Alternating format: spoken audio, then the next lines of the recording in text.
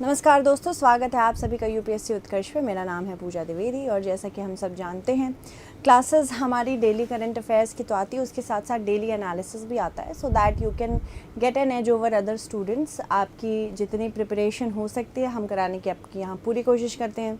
बहुत सारे ऐसे भी टीचर्स हैं जो अलग अलग क्लासेस ला रहे हैं, तो उनकी भी क्लासेस आप रेगुलरली देखा करिए, बहुत ही अच्छी क्लासेस हैं वो। ठीक है, तो सबसे पहले हम बात करते हैं अर्जेंटीना पेरिस समझौते से हटने पर विचार कर रहा है। ऐसा क्यों कर रहा है पेरिस समझौते से हटने का विचार? और इससे पहले यूएसए ऑलरेडी हट चुका था, तो इसके बारे में भी बात करेंगे। ठीक है, तो इसके बारे में हम चर्चा करते हैं विस्तृत तौर से, देख लेते हैं एक एक चीज़ें। पहली बात तो हम बात करते हैं, मीडिया रिपोर्ट में बताया गया है कि अर्जेंटीना के दक्षिणपंथी राष्ट्रपति जेवियर माइली अपने देश को पेरिस समझौते से बाहर निकलने पर विचार कर रहे हैं। अर्जेंटीना जो कि one of the biggest countries in the world है, अगर हम बात करें कंट्रीज़ की, तो Argentina one of the top 10 countries हैं जो कि एरिया में बहुत लार्ज है। और पेरिस समझौते में अगर वो बाहर निकल जाता है तो अगर उस हिसाब से देखेंगे तो काफ़ी ज़्यादा इम्पैक्ट आएगा सरफेस एरिया के हिसाब से। ठीक है, ये साउथ अमेरिका में एक बहुत इंपॉर्टेंट कंट्री है जो कि चिले, पैराग्वे, ब्राज़ील, उरुग्वे से अपनी सीमा साझा करती है। साथ ही साथ अर्जेंटीना एक ऐसा देश है जो कि from the perspective of environment बहुत ज़्यादा ज़रूरी है हमारे लिए। पेरिस समझौते का उद्देश्य वैश्विक ग्रीन हाउस गैस उत्सर्जन को रोकना है। पिछले हफ्ते माइली की सरकार द्वारा अपने वार्ताकारों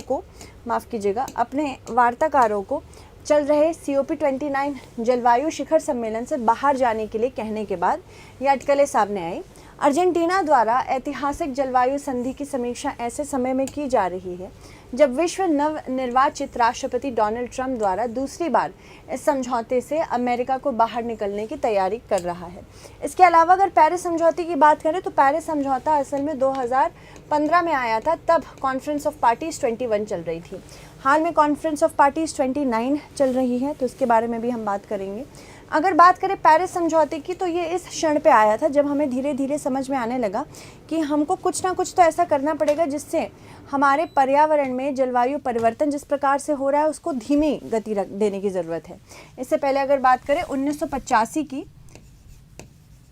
तो वियना अभिसमय आया था। वियना अभिसमय कहता है कि हमको ओजोन परत का क्षरण कम करना है। ओजोन परत का क्षरण कम करना है और इस प्रकार से कम करना है कि लगातार ओजोन परत ठीक हो सके। ठीक है, तो 1985 में डिसाइड हुआ। 1987 में मॉन्ट्रियल प्रोटोकॉल आया और तब मॉन्ट्रियल प्रोटोकॉल ने कहा कि हमको क्लोरोफ्लोरोकार्बन हटा के, जो कि बहुत सारे रेफ्रिजरेंट्स में यूज़ की जाती है, उसको हटा के, CFC को हटा के हमको हाइड्रोफ्लोरोकार्बन यूज़ करने की ज़रूरत है। जिससे हमें ये पता चला कि हाइड्रोफ्लोरोकार्बन, बाद में पता चला कि ये ग्रीन हाउस गैस है, पर धीरे धीरे ओजोन परत जो कि समताप मंडल में बहुत ही ज़्यादा UV किरणों को अवशोषित करने वाली गैस है, ये बहुत ज़्यादा हमारे लिए ज़रूरी थी, इसीलिए CFC को पहले हटाना था। ये भी अब रेफ्रिजरेंट्स में यूज़ होता है, बट ये ग्रीन हाउस गैस है। तो यहाँ पे हमने 1987 में डिसाइड किया कि हमें इसमें वॉर मोड पे काम करना पड़ेगा। इसी तरह से 1992 में रियो अर्थ समिट हुआ। रियो अर्थ समिट यानी कि रियो पृथ्वी सम्मेलन, और रियो पृथ्वी सम्मेलन में ही ये डिसाइड किया गया कि हमको जीवाश्म ईंधन पर अपनी निर्भरता कम करनी है, क्योंकि जीवाश्म ईंधन ही ऐसी चीज़ें हैं, लगातार इनके उपयोग से ग्रीन हाउस गैसेस का उत्सर्जन हो रहा है, जिसमें carbon dioxide, sulphur dioxide, nitrogen के ऑक्साइड, नाइट्रस ऑक्साइड, मीथेन, ये सारी गैसेस उत्सर्जित हो रही है जो कि हमारे वायुमंडल का वैश्विक तापमान बढ़ा रही है। और जीवाश्म ईंधन का उपयोग कम करने के लिए हमने एक UNFCCC का प्रोटोकॉल लाया, जिसको हम United Nations framework convention on climate change कहते हैं। इसी के अंतर्गत सारी COPs होती हैं। पहली COP 1995 में हुई थी, वार्षिक बैठक है, और ये बर्लिन जर्मनी में हुई थी, तो इसको याद रखिएगा क्योंकि क्वेश्चंस आ सकते हैं इससे। बर्लिन जर्मनी में हुई थी। उसके बाद से जो सबसे ज़्यादा COPs ध्यान में आई हैं उसमें से एक पर हमारा ध्यान है, जो कि है पेरिस समझौता।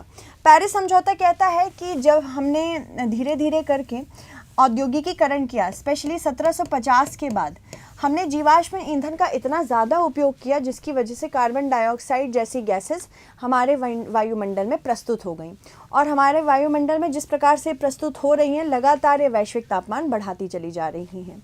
तो यहाँ पे बोला गया है कि 1750, अगर औद्योगिक क्रांति की बात करें तो 1850 से 1900 के बीच में इसको रखा गया है। तो औद्योगिक क्रांति से पूर्व का जो तापमान था, मान लीजिए 17 डिग्री सेल्सियस होगा। पेरिस समझौता ने कहा कि इसे हमें कम करना है 21वीं सदी तक, 21वीं सदी के अंत तक, यानी कि 2100 तक हमको वैश्विक तापमान 2 डिग्री सेल्सियस और उससे कम रखना है।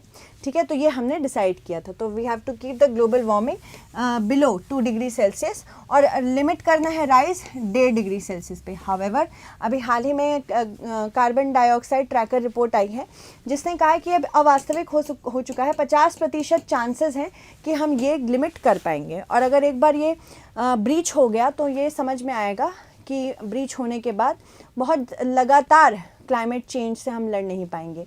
तो हमें अब COP29 में ऐसे वित्त का समर्थन चाहिए जिसकी वजह से हम इस जलवायु परिवर्तन से लड़ सकें। इसके अलावा रिच कंट्रीज़ को $100 बिलियन अ ईयर दिया जाएगा। रिच कंट्रीज़ ये प्रोवाइड करेंगी, मतलब ये हमें देंगी $100 बिलियन, ताकि हम क्लाइमेट चेंज से कॉम्बैट कर सके। अब यहाँ पे क्लाइमेट चेंज से कॉम्बैट करने का मतलब है 2 प्रकार का वित्त मिलेगा। एक तो अनुकूलन वित्त, यानी कि जो भी बदलाव आ रहे हैं उससे बचने के लिए हमको अपने आप को अनुकूलित करना पड़ेगा। दूसरा शमन मतलब जो भी डैमेज होगा उसको भी भरपाई उसकी भी करने के लिए हमें शमन वित्त की आवश्यकता पड़ेगी। और ये बोला गया था कि डेवलप्ड कंट्रीज जो भी विकसित हो चुकी हैं, जिन्होंने औद्योगिकीकरण करके अपने आप को विकसित कर लिया है, ये लीड रखेंगे production of green house gases. मतलब इनके ऊपर सबसे ज़्यादा जिम्मेदारी है कि कॉमन बट डिफ्रेंशिएटेड रिस्पॉन्सिबिलिटी, सामान्य लेकिन विभेदित रिस्पॉन्सिबिलिटी रहेगी यहाँ पे, कि विकसित देश पहले ही जीवाश्म ईंधन का उपयोग करके अपने आप को विकसित कर चुके हैं, विकासशील देश अब कर रहे हैं। तो विकासशील देशों के ऊपर ये भार होना चाहिए कि भाई आप माफ़ कीजिएगा, विकसित देशों के ऊपर ये भार होना चाहिए कि आप ऑलरेडी विकसित हो चुके हैं, तो आप विकासशील देशों को शमन वित्त और अनुकूलन वित्त दीजिए। इसी के अंतर्गत अभी COP29 जो हुआ था, COP29 को इसीलिए हम अनुकूलन और शमन वित्त के लिए हमने सिर्फ वित्त COP का नाम दिया था, क्योंकि अब हम ये नहीं डिसाइड कर सकते हैं कि किस तरह से पेरिस समझौते के अंतर्गत हमें अपने आप को 1.5 डिग्री सेल्सियस से 2 डिग्री सेल्सियस की रेंज में रखना है। इस पे बात हो चुकी। अब हम बात करेंगे शमन और अनुकूलन के लिए कैसे वित्त प्रदान होगा। ठीक है, इसके अलावा अगर बात करें तो रिडक्शन करना होगा ताकि हम बैलेंस बना सकें। एमिशन जो ह्यूमन एक्टिविटी से हो सकता है, और एमिशन जिसे कैप्चर किया जा सकता है, जिसको हम नेट कार्बन न्यूट्रलिटी भी कहते हैं। नेट कार्बन न्यूट्रलिटी यानी कि कार्बन डाइऑक्साइड जितना उत्सर्जित हो रहा है उतना हमको हटाना है। ये 2 तरह से हो सकता है, एक तो वनीकरण करके, और दूसरा ऐसी तकनीकों का प्रयोग करके जिसकी वजह से जितना कार्बन डाइऑक्साइड निकाला गया है वो हटाया जा सके। बर्डन शेयरिंग करनी है, डेवलप्ड कंट्रीज़ फाइनेंशियल रिसोर्सेज देंगी तभी कार्य हो पाएगा। इसके अलावा हमें अवॉइड करना है, मिनिमाइज़ करना है, और जितना भी लॉस हुआ है उसको एड्रेस भी करना है। इसके अलावा अगर बात करें, पेरिस समझौता हाल ही में बोला गया एक फेलियर है, क्योंकि देखो वैसे तो दिसंबर 2015 में फ्रांस के पेरिस में संयुक्त राष्ट्र जलवायु परिवर्तन सम्मेलन में हमने इसको अपनाया था, और इसके बाद 196 दलों द्वारा अपनाया गया था। यह समझौता 4 नवंबर 2016 को लागू हुआ। पेरिस समझौते का प्रमुख उद्देश्य क्या क्या रहा है? पहले तो वैश्विक तापमान वृद्धि को पूर्व औद्योगिक स्तर से 2 डिग्री सेल्सियस से लेकर 1.5 डिग्री सेल्सियस तक सीमित रखने का प्रयास है। 2100 तक ग्रीन हाउस गैस उत्सर्जन में उल्लेखनीय कमी लानी है। जलवायु परिवर्तन के प्रभावों से निपटने के लिए देश की क्षमता को मजबूत करना है। जलवायु परिवर्तन को कम करने के लिए विकासशील देशों को वित्त पोषण उपलब्ध कराना है। ग्लोबल तापमान वृद्धि को नियंत्रित करना सबसे इम्पॉर्टेंट था, और इसी के अंतर्गत भारत को 3 राष्ट्रीय स्तर पर सभी देशों को 3 निर्धारित दिशा निर्देश दिए गए थे। भारत के क्या क्या थे? भारत के राष्ट्रीय स्तर पर निर्धारित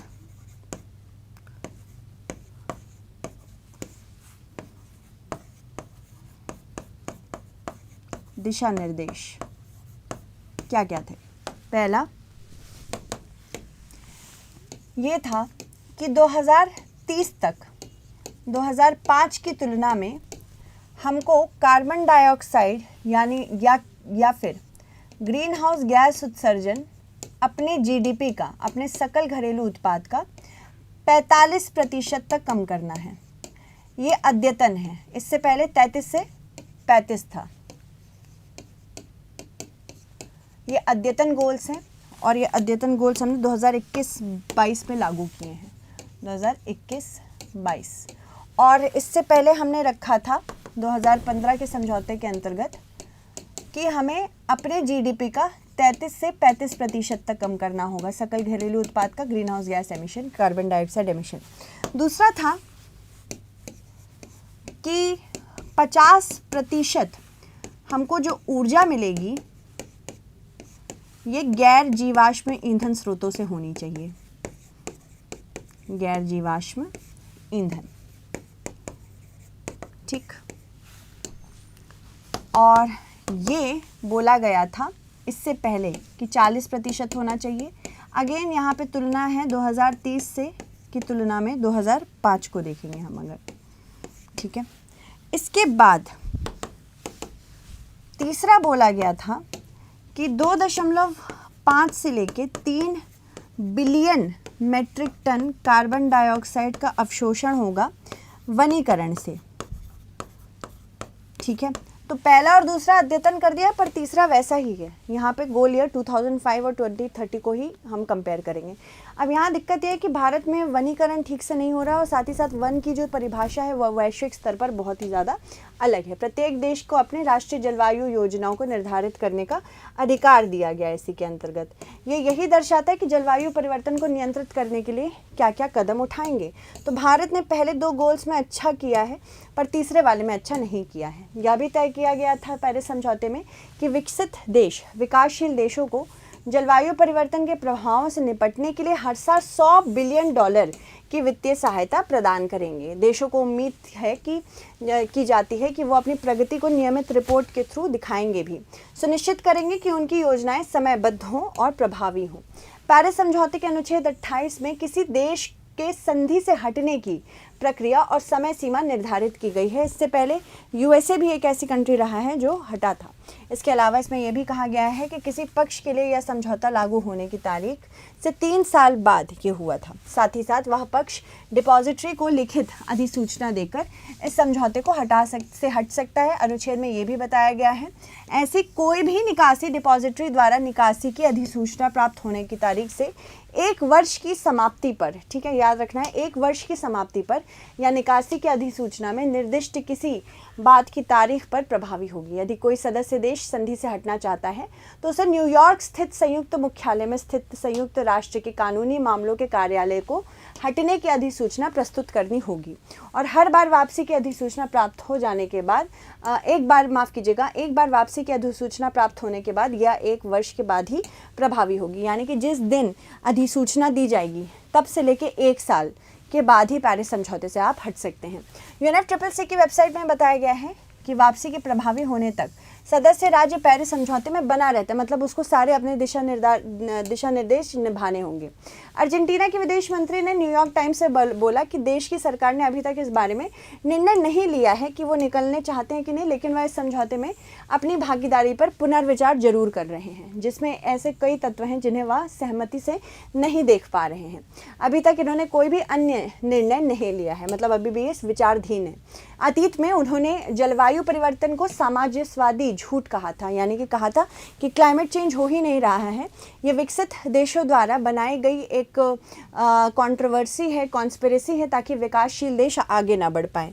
ठीक है, इसके साथ उन्होंने ये भी कहा था कि अर्जेंटीना की सरकार जलवायु परिवर्तन के अस्तित्व से ही इनकार कर देती है।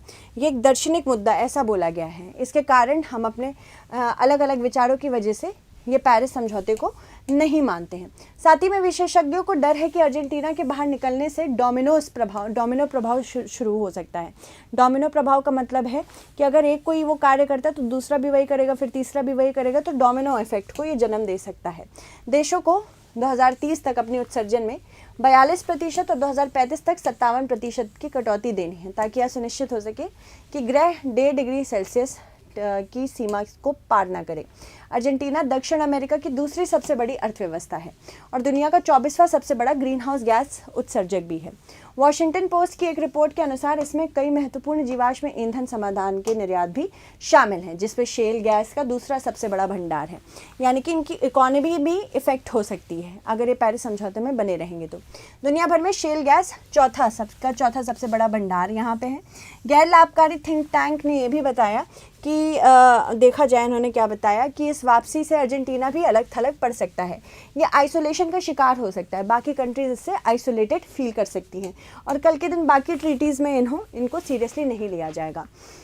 अब जब विभिन्न देश विशेषकर यूरोपीय संघ जलवायु को नुकसान पहुंचाने वाले उत्पादों पर आयात शुल्क लगा रहे हैं, कुछ पर्यवेक्षकों का यह भी मानना है कि राष्ट्रपति माइली घरेलू विरोध के कारण अर्जेंटीना को संधि से आसानी से अलग नहीं कर पाएंगे, तो उनके लिए कठिन कार्य होगा। ठीक है, तो इतना समझना है हमको।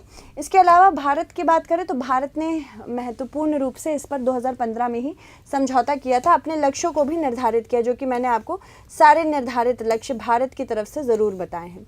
इसके अलावा भारत बात करता है कि हमें अनुकूलन वित्त और शमन वित्त दोनों मिलना चाहिए, क्योंकि भारत एक विकासशील देश है। चलिए, पेरिस समझौते के संदर्भ में निम्न कथनों पर विचार करें। यह जलवायु परिवर्तन पर एक कानूनी रूप से बाध्यकारी अंतर्राष्ट्रीय संधि है। दिसंबर 2015 में फ्रांस के पेरिस में संयुक्त राष्ट्र जलवायु परिवर्तन सम्मेलन में इसे 196 देशों द्वारा अपनाया गया था। तो आपको बताना है इनमें से कौन सा कथन सत्य है। ठीक है, तो कमेंट सेक्शन में ज़रूर बताएं। धन्यवाद।